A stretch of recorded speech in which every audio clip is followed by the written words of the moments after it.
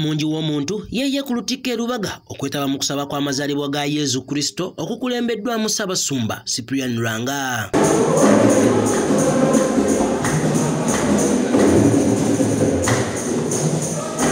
Okusaba kuno kwetabiddwamu abakungu okuva mu gavumenti ya wakati ng'eno bakiikiriddwa Minisita Jesse Muyingo saako ne gavumenti y'Obwakabaka bwa Buganda nga bakulembeddwamu Katikkiro Charles Peter Mayiga saako n'abalala bangi.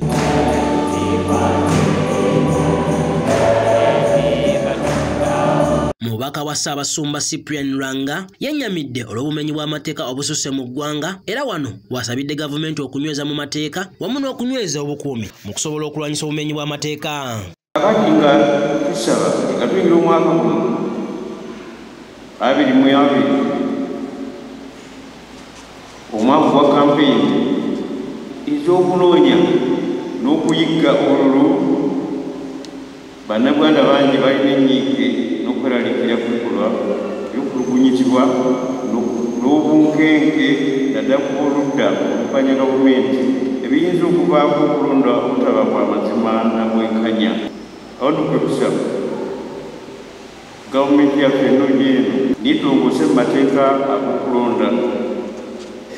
Ono akuutidde abakristu okwezza obujja wakati nga tumalako omwaka nga bwe bebaza Katonda olw'ebyo ebituukiddwako mu bulamu bwabwe era n'abaagaliza amazaalibwa ga Yezu Kristo amalungi. Twongera okulaba n'okuyiga obulungi bw'Omukama. Awo nowatona mu kifaananyi kye bannange tufube tumusabe tuwaki n'omwaka ogenda okutandika tufube okulaba nti obulungi obwo bwetugabanyizaako naffe renew tweze buki tweze bujja gawuno nga tufundikira omwaka tubaze Omukama ye byonna byatukoledde.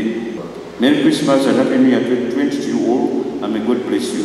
Katikkiro wa Buganda Charles Peter Mayiga mu kwogera kwe asabye gavumenti okukozesa abantu abalina obumanyirivu wamu n'okubawa ebikozesebwa okusobola okukendeeza obumenyi bw'amateeka obukutte ejjembe.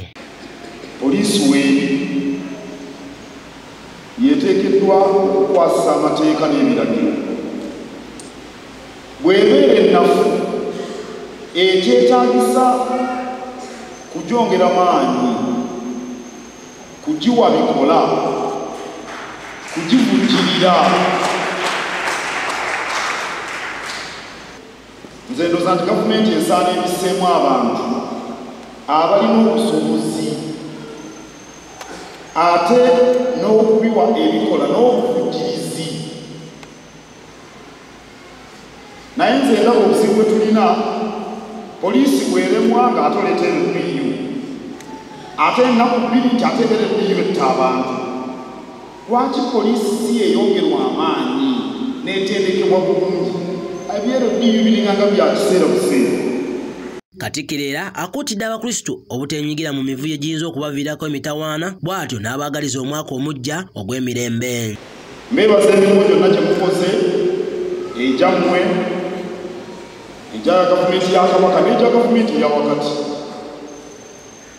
n'abalala bakoze emirimu mu Kereziya na yonna gye mubeera. Mbaagaliza 2020 ajjudde ebibala.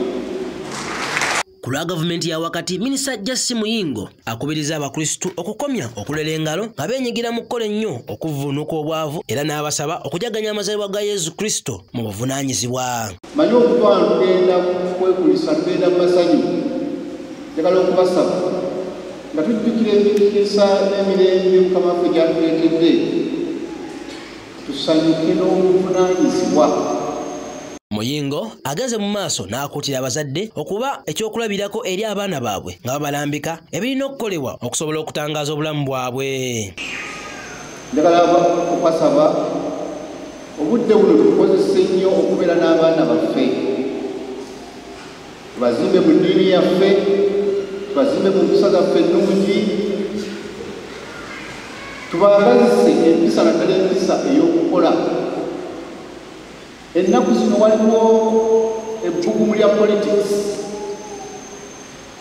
Weesanga n'abaana bagenda kubeera aba politician babaka wamulayo basebo ne banyamu.